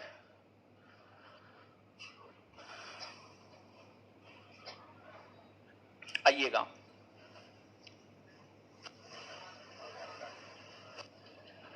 भौगोलिक खोज किस सदी में होना प्रारंभ? 15वीं सदी में होना प्रारंभ हुआ। और भौगोलिक खोज में जिस दो देश ने सबसे अग्रगण्य भूमिका अदा किया, पुर्तगाल के की कौन राजा थे? Henry the navigator. स्पेन की रानी इसाबेल। आशा अंतरीप द्वीप यानी केप ऑफ गुड होप की खोज किसने की? Bartolomeu. Cape of Good Hope की खोज किसने की? बार्थोलोमियो डियाज कहां का यात्री था? पुर्तगाल। कहां का यात्री था? बार्थोलोमियो डियाज कहां का यात्री था? पुर्तगाली यात्री था। क्या वो भारत को खोज पाए? नहीं खोज पाए। आगे आपको अमेरिका की खोज किसने की है? कोलंबस ने की है। अमेरिका को नई दुनिया किसने कहा? कोलंबस। किसने कहा है? और अमेरिका के लोगों को कोलंबस ने क्या कहा? रेड इंडियन कहा। समझ गए? रेड इंडियन कहा। और कोलंबस अमेरिका की खोज कब किया? 1492 ईस्वी में। भारत के लिए नए मार्ग या समुद्री मार्ग की खोज किसने की? वास्को डिगामा जो है, वास्को डिगामा की अगर हम बात करें तो वास्को डिगामा भारत के पूर्वी तट पर आया या पश्चिमी तट? भारत के पश्चिमी तट को क्या कौन राज्य में आया था? केरल में आया था। कब आया था? कितना दिन की यात्रा के बाद? 90 दिन की यात्रा के बाद। और किस पथ प्रदर्शक के मदद से भारत अब्दुल माजिद या अब्दुल मुनीद दोनों एक ही बात है। कुछ सोर्स अब्दुल माजिद लिखता है, कुछ अब्दुल मुनीद लिखता है। समझ गए? तो दोनों एक ही बात है, दोनों अलग अलग बात नहीं है, ठीक है। पहली बात ये है। इसके बाद जो है अगली बात ये है कि जो है आपको वास्को डी गामा जब भारत आए, केरल के शासक जेमोरिन जब उसका स्वागत कर रहे थे तो किन लोगों ने उनका विरोध किया? किन लोगों ने? अरबी मुसलमानों ने या अरबी व्यापारियों ने, अरबी मूल के व्यापारियों ने विरोध किया, अरबी मूल के व्यापारियों ने विरोध किया। और वास्को डी गामा भारत से कुछ लेकर पुर्तगाल गए, मसाला ना, और जब पुर्तगाल के बाजार में बेचे तो कितना गुना। और इसी के बाद कौन सी यूरोपीय कंपनियां स्थापित हुई? पुर्तगाली ईस्ट इंडिया कंपनी। सभी यूरोपीय कंपनियों में सबसे पहले स्थापित होने वाली यूरोपीय कंपनी कौन है? पुर्तगाली ईस्ट इंडिया कंपनी, पुर्तगाली ईस्ट इंडिया कंपनी। और पुर्तगाली ईस्ट इंडिया कंपनी की स्थापना कब हुई है? 1498। 1400 पुर्तगाली ईस्ट इंडिया कंपनी की स्थापना कब हुई है? पुर्तगाली ईस्ट इंडिया कंपनी की स्थापना कब हुई? 1400। चलिए, इतना बात क्लियर है। इसके बाद अब देखिए, जब वास्को डी गामा भारत के लिए नए मार्ग या समुद्री मार्ग की खोज कर दिया, तो फिर पुर्तगाली यात्री, स्पेनिश यात्री, डच यात्री, ब्रिटिश यात्री सभी उस मार्ग का अनुसरण करते हुए भारत आना प्रारंभ कर दिया। इसी क्रम में एक पुर्तगाली यात्री अल्ब्रेज कैब्राल, अल्ब्रेज कैब्राल, और ध्यान दीजिएगा यहां पर वास्को डी गामा से पहले पुर्तगाली यात्री अल्ब्रेज कैब्राल भी भारत को खोजने निकला था। वास्को डी गामा से पहले पुर्तगाली यात्री अल्ब्रेज कैब्राल भी भारत को खोजने निकला, लेकिन वे भारत को खोज नहीं पाए, बल्कि अल्ब्रेज कैब्राल जो है ब्राजील की खोज कर डाले। जैसे कोलंबस भारत को खोजने निकला तो अमेरिका को खोज डाला ना, वैसे अल्ब्रेज कैब्राल जब भारत को खोजने निकला तो वो भी पुर्तगाली यात्री था, वो भारत के बजाय ब्राजील की खोज कर डाली, भारत के बजाय ब्राजील की खोज कर डाली। तो यहां पर हम कह सकते हैं कि ब्राजील के खोजकर्ता कौन है? अल्ब्रेज कैब्राल।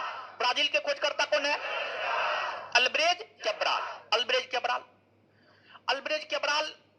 और देखिए, ध्यान दीजिएगा, हर कोई भारत ही आना क्यों चाहता था? इसके पीछे भी कारण है। हर कोई भारत इसलिए आना चाहता था क्योंकि जो विश्व के प्राचीनतम ऐतिहासिक ग्रंथ है उसमें भारत को काफी बढ़ा चढ़ा कर दिखाया गया है, काफी बढ़ा चढ़ा कर दिखाया गया है। मतलब भारत को अपार खनिज संसाधन वाला देश, सोने की चिड़िया जैसी उपाधि प्राचीनतम साहित्यों में दी गई है, जिस वजह से हर लोग भारत की ओर आकर्षित होते थे और फिर भारत आना चाहते थे और भारत आए, भारत आना चाहते थे और भारत आए सब लोग। तो आपको जो है, अगर हम देखें तो पुर्तगाली यात्री वास्को डी गामा के भारत के लिए समुद्री मार्ग की खोज के बाद द्वितीय पुर्तगाली यात्री अल्ब्रेज कैब्राल हुए, जिन्होंने भारत की यात्रा की। अल्ब्रेज कैब्राल हुए जिन्होंने भारत की यात्रा की। अल्ब्रेज कैब्राल 1500 ईस्वी में, 1520 1500 ईस्वी में पुर्तगाल से भारत की ओर प्रस्थान किया और अल्ब्रेज कैब्राल भारत पहुंचा और अल्ब्रेज कैब्राल भी केरल पहुंचा। और अल्ब्रेज कैब्राल जो है थोड़ा मनमोजी व्यक्ति था, समझिए, मनमोजी व्यक्ति था, थोड़ा अहंकारी था। अल्ब्रेज कैब्राल 1500 ईस्वी में केरल पहुंचे और केरल के शासक से नहीं मिले, केरल के शासक से अनुमति नहीं लिया और केरल के कालीकट में 1500 ईस्वी में कारखाना खोल दिया। केरल के कालीकट में 1500 ईस्वी में कारखाना खोल दिया। जब जेमोरिन को पता चला तो जेमोरिन ने उस कारखाना को बंद करवा दिया और कैब्राल को कहा, आप किसके अनुमति से खोले हैं? यहां के राजा हम हैं, आपने हमसे अनुमति ली है? नहीं ना ली है, बंद कीजिए इसको और फूटिए यहां से। जेमोरिन ने कैब्राल को भारत से बाहर कर दिया। कैब्राल दौड़े दौड़े पुर्तगाल आए और फिर अपने राजा को बताए कि ये हो गया है। तब फिर पुर्तगाली राजा ने वास्को डी गामा को कहा, आप ही सबसे पहले गए हुए थे, आपका स्वागत सब भी किया, फिर से आप जाइए और इस बार अनुमति लेके आइए ताकि हम लोग व्यापार कर सके भारत में। वास्को डी गामा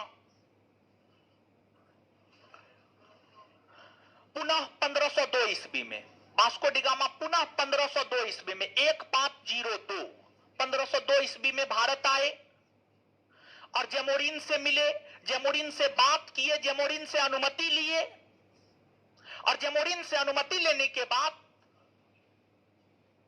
फिर वे पुर्तगाल गए और सारी बात बताए और तब जाकर के 1503 ईस्वी में प्रथम पुर्तगाली कारखाना केरल के कोचीन में खोला गया। केरल के कोचीन में खोला गया प्रथम पुर्तगाली कारखाना 1503 ईस्वी में केरल के कोचीन में खोला गया और फिर उस कारखाना के माध्यम से व्यापार होना प्रारंभ हुआ। कारखाना के माध्यम से व्यापार होना प्रारंभ हुआ। और ध्यान में रखें कि जो यूरोपीय लोग भारत में कारखाना स्थापित करते थे, यूरोपीय लोग भारत में कारखाना स्थापित करते थे, वो कारखाना यानी अंग्रेजी में फैक्ट्री, फैक्ट्री शब्द दिमाग में आता है तो सीधा हम लोगों को क्या लगता है, वस्तु का उत्पादन होता होगा, वस्तु का उत्पादन होता होगा। कागज फैक्ट्री है तो कागज का उत्पादन होता होगा, जूट फैक्ट्री है तो जूट का उत्पादन होता होगा। लेकिन ध्यान दें, यूरोपीय कंपनियों के द्वारा जो भारत में कारखाना स्थापित किया जा रहा था, वह कारखाना कोई उत्पादन का केंद्र नहीं था, वहां पर वस्तु का उत्पादन नहीं होता था, बल्कि वह एक ऐसा किलाबंद क्षेत्र हुआ करता था जिस किलाबंद क्षेत्र में वस्तुओं का भंडारण किया जाता था, कंपनी का कार्यालय होता था, कंपनी के लोग आवास, कंपनी के लोग वहां पर रहते थे, कंपनी के लोग वहां पर रहते थे। तो जो यूरोपीय कारखाना था, यूरोपीय कारखाना कोई वस्तु के उत्पादन का केंद्र बिंदु नहीं था, बल्कि वह भंडारण का केंद्र बिंदु था। वहां पर कच्चे माल का भंडारण होता था, वहां पर कच्चे माल का भंडारण होता था। वह कच्चा माल जो है आपको यूरोप के बाजार में ले जाया जाता था और फिर वहां से वस्तु तैयार करके फिर से भारत के बाजार में ला करके वस्तु को भारत में बेचा जाता था। तो पुर्तगालियों ने जो 1503 ईस्वी में कारखाना केरल के कोचीन में खोला, जो कि पुर्तगालियों का भारत में मान्यता प्राप्त प्रथम कारखाना था, वह कोई उत्पादन का केंद्र नहीं था, बल्कि वह भंडारण का केंद्र था, भंडारण का केंद्र था। 1503 से लेकर 1505 तक भारत में पुर्तगालियों ने व्यापार किया। धीरे धीरे पुर्तगाली व्यापार काफी ज्यादा विस्तारित होने लगा और जब पुर्तगाली व्यापार धीरे धीरे काफी ज्यादा विस्तारित होने लगा, पुर्तगाली व्यापार जब धीरे धीरे काफी ज्यादा विस्तारित होने लगा, तो फिर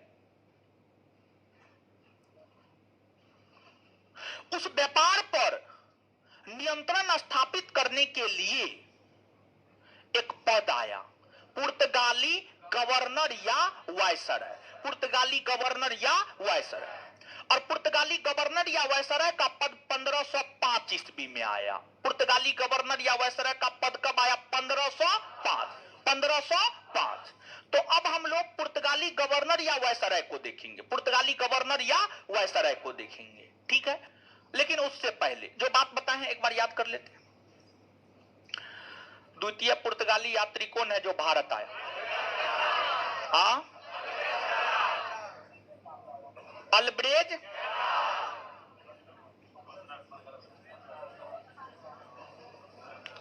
द्वितीय पुर्तगाली यात्री कौन है जो भारत किया? तो अल्ब्रेज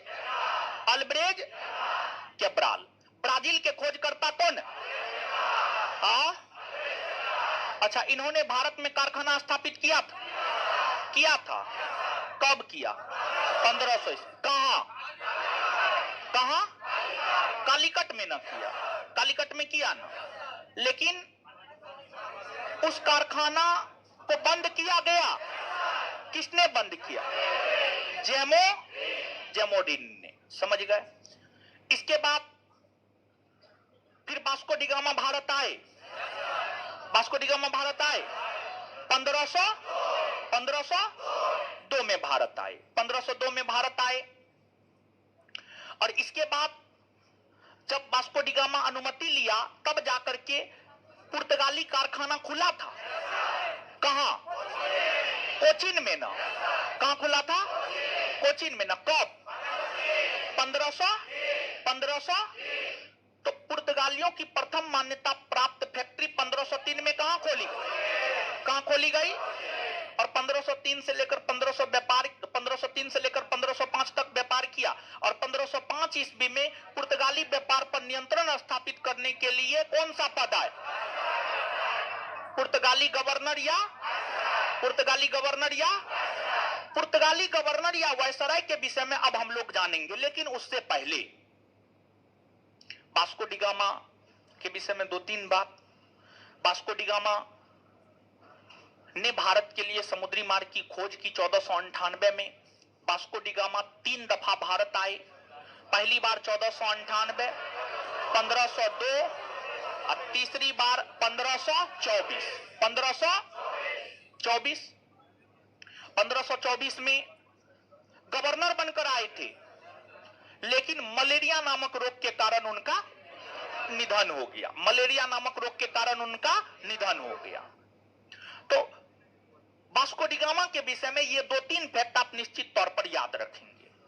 वास्को डी गामा ने भारत की यात्रा कितनी दफा की है?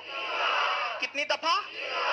पहली बार 1400, दूसरी बार 1500, तीसरी बार 1524।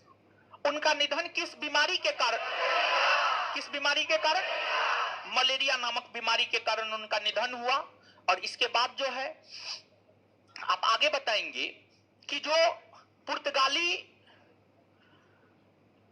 कौन ऐसे पुर्तगाली हुए जिन्होंने भारत के लिए समुद्री मार्ग की खोज की?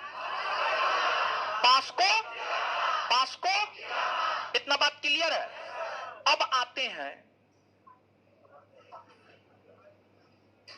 पुर्तगाली गवर्नर जनरल या वायसराय।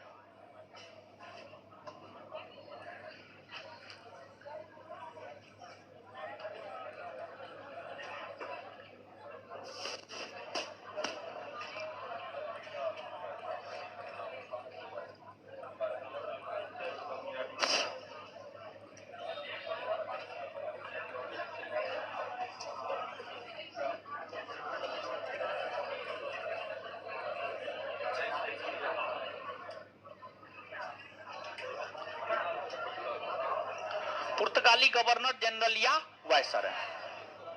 देखिए, ध्यान दीजिएगा। पुर्तगाली गवर्नर जनरल या वायसराय। प्रथम पुर्तगाली गवर्नर जनरल या वायसराय फ्रांसिस्को दी अल्मोड़ा को बनाया गया। फ्रांसिस्को दी अल्मोड़ा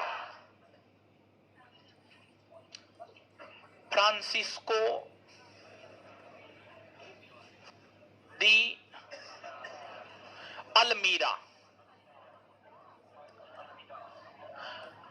1505 से लेकर 1509 तक ये पुर्तगाली गवर्नर जनरल या वायसराय के पद पर है। पुर्तगाली गवर्नर जनरल या वायसराय के पद पर है। फ्रांसिस्को दी अल्मीरा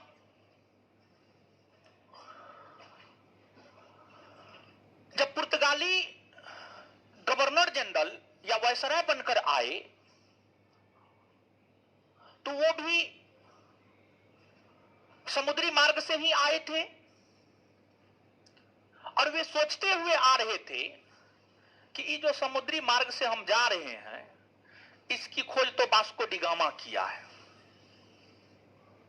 और वास्को डी गामा पुर्तगाली है और इस समुद्री मार्ग की खोज में पुर्तगाल का रुपया पैसा खर्च हुआ है। तो अल्मीरा ने यह विचार व्यक्त किया कि क्यों ना पूरे हिंद महासागर पर हम कब्जा कर लें। अल्मीरा ने यह विचार व्यक्त किया सभी के समक्ष, अपने पुर्तगाली आकाओं के समक्ष, पुर्तगाली राजा के समक्ष, पुर्तगाली व्यापारी के समक्ष, कि हिंद महासागर में पूरा कब्जा किया जाए, पूरे हिंद महासागर में कब्जा किया जाए। और हिंद महासागर में कब्जा करके यह घोषणा कर दे कि कोई भी व्यक्ति अगर हिंद महासागर में व्यापार करना चाहता है तो उसे परमिट लेना होगा, उसे लाइसेंस लेना होगा, उसे परमिट लेना होगा, उसे लाइसेंस लेना होगा। बिना परमिट लाइसेंस के आप हिंद महासागर में व्यापार नहीं कर सकते हैं और परमिट या लाइसेंस हम पुर्तगालियों से लेना होगा। अल्मीरा ने जब यह विचार पुर्तगाली राजा और व्यापारियों के समक्ष रखा तो पुर्तगाली राजा और व्यापारियों ने एक मत से कहा, हां ये बात तो हम लोग के दिमाग में भी नहीं किया था, आप अच्छा सोचे हैं। इससे होगा कि पुर्तगाल को और ज्यादा मुनाफा होगा, पुर्तगाल को और ज्यादा मुनाफा होगा। तो अल्मीरा को अनुमति मिल गई और जब अल्मीरा को अनुमति मिल गई तो अल्मीरा ने हिंद महासागर, पूरे हिंद महासागर पर कब्जा करने के लिए, पूरे हिंद महासागर पर कब्जा करने के लिए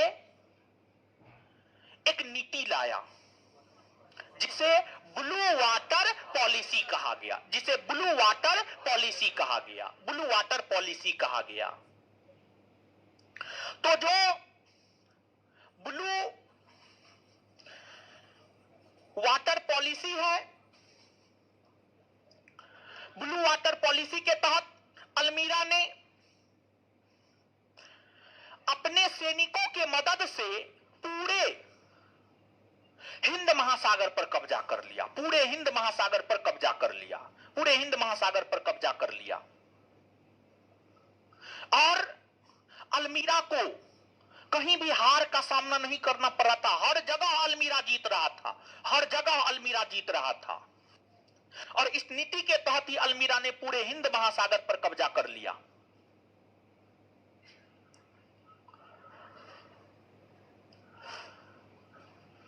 और पूरे हिंद महासागर पर पुर्तगालियों का कब्जा हो गया, जिस वजह से पुर्तगाली को सागर का स्वामी या हिंद महासागर का स्वामी, पुर्तगालियों को सागर का स्वामी या हिंद महासागर का स्वामी कहा जाता है, हिंद महासागर का स्वामी कहा जाता है। और जब पुर्तगाली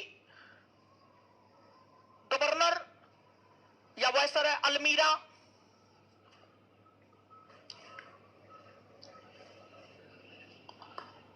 इधर अरब सागर में होता क्या था जानते हैं? पूरे हिंद महासागर पर कब्जा कर लिया, मतलब इस एरिया पर पूरा कब्जा कर लिया, लेकिन अरब सागर में कब्जा नहीं कर पाया। और अरब सागर वाले समुद्री इलाका में अल्मीरा कब्जा नहीं कर पाया। तो अल्मीरा ने यह सोचा क्यों इसको छोड़ दे, इसको भी जीत लेते हैं। तो अल्मीरा की सेना अरब सागर की ओर बढ़ी और अल्मीरा की सेना जब अरब सागर की ओर बढ़ी तो अरब सागर के तट पर ही अपना एक राज्य है महाराष्ट्र। महाराष्ट्र में एक स्थान है चोल, महाराष्ट्र में एक स्थान है चोल, महाराष्ट्र में एक स्थान कौन है? चोल, चोल, महाराष्ट्र में एक स्थान चोल है। महाराष्ट्र के चोल नामक स्थान पर, महाराष्ट्र के चोल नामक स्थान पर पुर्तगाली और मिस्र, पुर्तगाली सैनिक और मिस्र के सैनिक, पुर्तगाली सैनिक और मिस्र के सैनिक के बीच 1508 ईस्वी में महाराष्ट्र के चोल नामक स्थान पर एक युद्ध हुआ, जिस युद्ध को इतिहास में चोल का युद्ध कहा जाता है, जिस युद्ध को इतिहास में चोल का युद्ध कहा जाता है। और इस चोल के युद्ध में पुर्तगाली की हार हुई और मिस्र की जीत हुई। इस चोल के युद्ध में पुर्तगालियों के हार का कारण अल्मीरा के हार का कारण क्या था? तो अल्मीरा के हार का कारण था भारत के शासकों ने, भारत के लोगों ने, भारत के सेनाओं ने पुर्तगाल का साथ नहीं दिया, बल्कि मिस्र का साथ दिया। तो भारत के लोगों ने मिस्र का साथ दिया, इसलिए मिस्र चोल के युद्ध में 1508 ईस्वी में पुर्तगालियों को हराने में सफलता प्राप्त कर पाया। और ध्यान में रहे, चोल के युद्ध में जो पुर्तगालियों की हार है, यह हिंद महासागर के क्षेत्र में, अरब सागर भी हिंद महासागर का ही एक पार्ट है। हिंद महासागर के दो संतान, अरब सागर, बंगाल की खाड़ी। हिंद महासागर के ही दो संतान है, अरब सागर और बंगाल की खाड़ी। तो हिंद महासागर में चोल के युद्ध में जो पुर्तगालियों की हार हुई है, यह हार भारत में पुर्तगालियों की पहली हार है, या हिंद महासागर में पुर्तगालियों की पहली हार है। और इस हार से पुर्तगालियों का साख थोड़ा नीचे गिर गया। और पुर्तगाली नहीं चाहता था कि उसका साख नीचे आए। अपनी साख को बचाने के लिए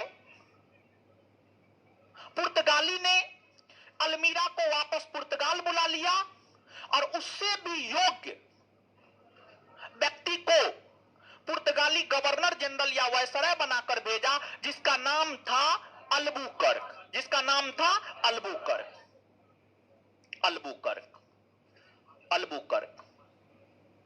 हाँ, वही अल्फांसो दी अल्बुकर्क, शॉर्ट नाम हम लिखते हैं अल्बुकर्क 1509 ईस्वी में पुर्तगाली गवर्नर जनरल या वायसराय बनकर आया। 1509 से लेकर 1515 ईस्वी तक जो है आपको अल्बुकर्क पुर्तगाली गवर्नर या वायसराय के तौर पर काम किए। पुर्तगाली गवर्नर या वायसराय के तौर पर काम जो है अल्बुकर्क ने किया। अब आगे हम लोगों को अल्बुकर्क के विषय में जानना है। और अल्बुकर्क द्वितीय पुर्तगाली गवर्नर या वायसराय बनकर आए थे। पहला पुर्तगाली गवर्नर या वायसराय अल्मीरा, समझिएगा, अल्मीरा। तो अब समझिएगा कि कल शनिवार है, कल आपका क्लास है। और क्लास कैसे होता है? अल्टरनेट होता है। जैसे MWF में मेरा क्लास होगा, TTS में बिट्टू झा सर का क्लास होगा। MWF में आप हिस्ट्री पढ़ेंगे, TTS में आप केमिस्ट्री पढ़ेंगे। MWF में हिस्ट्री पढ़ेंगे, TTS में केमिस्ट्री पढ़ेंगे। अरे ले रहे हैं कमेंट, आप काहे चिंता करते हैं? ठीक है। तो MWF में आप जो है हिस्ट्री, TTS में chemistry. Monday, Wednesday, Friday history, Tuesday, Thursday, Saturday chemistry. लेकिन ध्यान रहे, रविवार को क्लास नहीं होता है, लेकिन इस रविवार को आपका क्लास हम लगा रहे हैं। इस चैप्टर को हमें कंप्लीट करना है। इस रविवार को क्लास लगा रहे हैं और इस रविवार को भी आपका क्लास है। और इस चैप्टर को रविवार को हम कंप्लीट कर देंगे। आप 10 सवा 10 बजे तक आ जाइएगा और एक शॉट में जो है इसको कंप्लीट करना है। पुर्तगाली जानना है, फिर डच जानना है, फिर अंग्रेज जानना है और फिर फ्रांसीसी जानना है। इस चैप्टर को कंप्लीट कर देंगे। हमको नहीं लगता है एक शॉट में क्लियर हो पाएगा, 2 शॉट में क्लियर हो जाएगा। 4 से 5 घंटा का लेक्चर होगा, इस पर 5 घंटा का लेक्चर होगा हमको लगता है। ठीक है, 5 घंटा का लेक्चर होगा। रविवार को सब लोग आइए। कल आपका क्लास है, आप ही मत सोचिएगा कि कल आपका क्लास नहीं है। कल आपका क्लास है, केमिस्ट्री का है, पहली बात ये। और दूसरी बात ये है कि रविवार को जो है मेरा क्लास है। रविवार को हम पढ़ाते नहीं हैं, लेकिन पढ़ा रहे हैं। पढ़ा रहे हैं इस वजह से कि जो है ये सब चीज पहले पढ़ाए हुए थे, जो लोग पहले से पढ़े हुए उनका रिवीजन हो गया होगा। तो रविवार को जो है मतलब 10 से 12 बजे तक पढ़ाएंगे, 15 से 20 मिनट का गैप देंगे और उसके बाद फिर जो है पढ़ा करके इस चैप्टर को खत्म कर देंगे। चीजों को समझे आप लोग? तो रविवार को आपका क्लास है और 10 बजे से ही है, जो आपका टाइम है उसी टाइम पे क्लास है। और नोट जो है, आज तो आप लोग नोट भी, बहुत सारे लोग के पास नोट नहीं होगा। नोट किसके किसके पास नहीं है? तो नोट टेलीग्राम पर भेज दिए हैं, आपके सामने में भेजे हैं। 80,000 प्लस मेंबर होगा, उसको आप लोग निकाल लीजिएगा, निकाल के अपना लेते आइएगा, ठीक है। और प्रत्येक शनिवार को टेस्ट होता है। जो लोग पहले से पढ़ रहे हैं उनको पता है, जो लोग नहीं पढ़ रहे हैं आप जानिए, प्रत्येक शनिवार को टेस्ट होता है। तो कल आपको टेस्ट है और टेस्ट के विषय में अभी हम डिसीजन नहीं लिए हैं कि टेस्ट, कल का टेस्ट ऑफलाइन होगा या ऑनलाइन, ठीक है। हमको लगता है ऑफलाइन ही होगा और ऑफलाइन आपका टेस्ट जो है 12:30 बजे से होता है। ऑफलाइन टेस्ट कितना बजे से होता है? 12:30 बजे से। उस टेस्ट के विषय में कुछ लोग जानते होंगे, कुछ लोग नहीं जानते तो आप जानिए। देखिए, आपको जो परीक्षा देना है उस परीक्षा के अकॉर्डिंग जब तक नोटिफिकेशन नहीं आया है तब तक सप्ताह में कम से कम एक टेस्ट आपको वैसा मारना चाहिए, ताकि अपना औकात, अपना क्षमता पता चलता रहे, ताकि आप पढ़ने के प्रति जो है प्रेरित होते रहे। इसी को लेकर प्रत्येक सप्ताह संस्थान एक एग्जाम ओरिएंटेड टेस्ट करवाता है प्रत्येक शनिवार को दोपहर में 12:30 बजे से, प्रत्येक शनिवार को दोपहर में 12:30 बजे से। और ऑफलाइन टेस्ट ही होगा। किस बैच का ऑनलाइन होगा इससे कोई मतलब नहीं, लेकिन आपके बैच का ऑफलाइन टेस्ट होगा। तो आप लोग ऑफलाइन टेस्ट में आइए, आप सभी लोग ऑफलाइन टेस्ट में आइए। तो कल जो है आपका टेस्ट भी है, कल आपका टेस्ट भी है 12:30 बजे से, समझ गए। और इसके बाद अब होमवर्क सब की भी बात हम लोग कर लेते हैं, कहां क्या चल रहा था क्या नहीं चल रहा था। होमवर्क सब समझाते हैं, समझिए होमवर्क सब में क्या चल रहा था। इकोनॉमिक्स खत्म नहीं हुआ, लास्ट चैप्टर वो तो आप लोग पढ़ न लिए हो, आप लोग पढ़ न लिए हो, उसका भी टेस्ट होगा, ठीक है। चलिए, तो होमवर्क जो है नया सिरा से शुरू करते हैं। हम आपको क्या पढ़ा रहे हैं? तो हम आपको पढ़ा रहे हैं हिस्ट्री और केमिस्ट्री। तो ये 2 चैप्टर तो पढ़ रहे हैं, अन्य चीज होमवर्क में देते हैं। आपके क्लास में होमवर्क में क्या क्या करवा दिए? पॉलिटी और हो गया, ज्योग्राफी चल रहा, इंडियन ज्योग्राफी हो गया ना। चलिए, नया सिरा से होमवर्क फिर से शुरू करते हैं। चलिए, नया सिरा से होमवर्क जो फिर से शुरू कर रहे हैं, उसमें जो होमवर्क दे रहे हैं बायोलॉजी का होमवर्क दे रहे हैं। क्या दे रहे हैं? बायोलॉजी। और बायोलॉजी के होमवर्क में क्या करना है जानते हैं? बायोलॉजी में संस्थान के नोट के अलावा आपको कुछ भी करने की जरूरत नहीं है। तो जो भी लोग हैं, सभी लोगों से रिक्वेस्ट है, जो भी नए लोग हैं, बायोलॉजी का भी आप नोट ऑफिस से प्राप्त कर लेंगे। और उसमें तो आंसर होगा नहीं, ठीक है, आंसर आपको होगा नहीं। तो आंसर एप्लीकेशन पर जो है हम डलवा देंगे, या टेलीग्राम चैनल पर पहला चैप्टर का आंसर हम आपको डलवा देंगे। हम क्या बोल रहे हैं समझ रहे हैं? बायोलॉजी का नोट है किसी के पास? अभी है, अभी आप भेजिए, दीजिए ना। अरे क्या हुआ? भेजिए, एगो आ गया, छोड़ दीजिए, उसको लौटा दीजिए, भेजिए। है पकलोलू बायोलॉजी का नोट।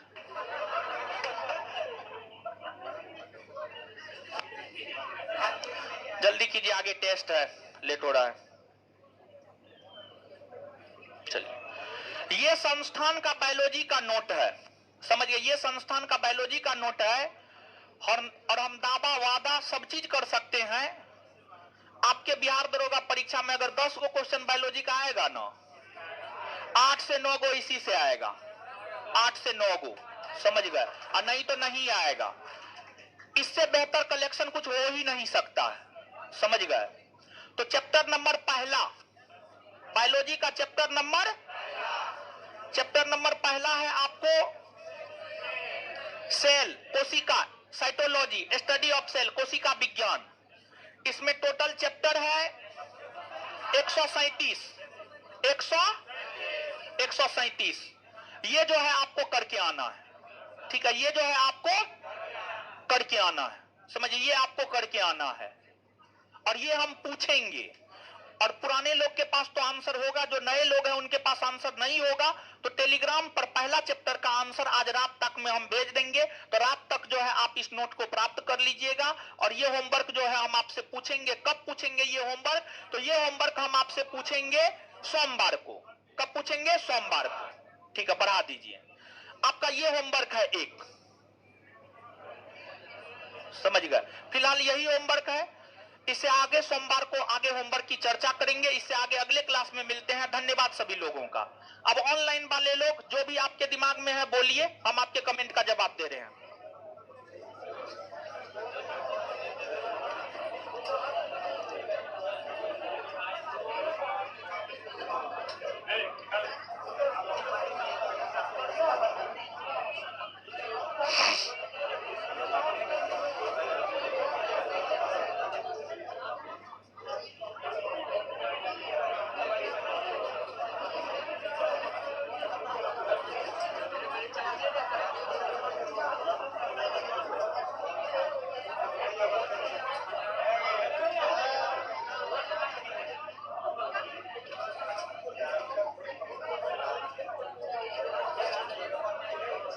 सोमवार को बताएंगे, मंगलवार, बृहस्पतिवार, शनिवार को 12 से 1 के बीच में आइए, मिलना है तो। ऑनलाइन भी टेस्ट होगा, ऑनलाइन भी टेस्ट होगा। पॉलिटी का ऑब्जेक्टिव जो है अपडेट कर रहे हैं, अपडेट करके पॉलिटी का ऑब्जेक्टिव अपलोड करवा देंगे। हाँ, एंशिएंट का आंसर गलत है, इस बात को हम मानते हैं, सही करवा देंगे।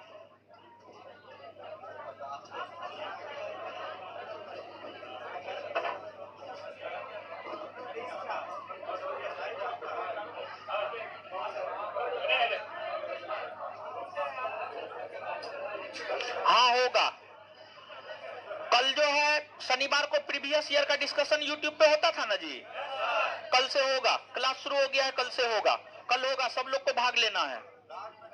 हाँ, रात में।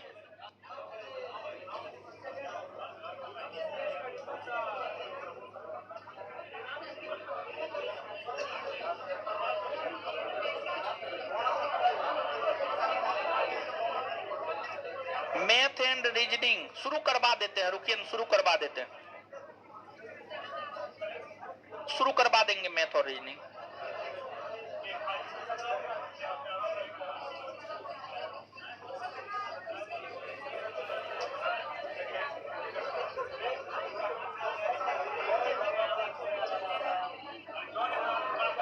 अगले क्लास में नोटिफिकेशन के विषय में बताएंगे।